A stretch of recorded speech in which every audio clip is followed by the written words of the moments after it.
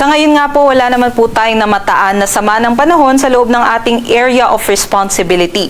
Ngunit meron po tayong 4 na weather systems na magdadala po ng mga pag-ulan sa ating bansa. Unahin po muna natin itong shear line o yung linya kung saan nagsasalubong ang hanging amihan at ang easterlies. At ito po yung nagdadala ng mga kaulapan sa may Cagayan, maging dito din po sa may Isabela, Quirino at Nueva Vizcaya at pati na rin po sa may Cordillera Administrative Region. Kahit posible po yung mga kalat-kalat na pag-ulan, pagkulog at pagkidlat. Yung amihan naman nakakaapekto dito sa may Batanes, maging sa may Ilocos Region, kaya posible din po yung mga pag-ulan. Easterlies naman ang nakakaapekto sa may Catanduanes, Camarines Norte, maging dito din po sa may Quezon Province, kahit posible din po yung maulap na panahon dito.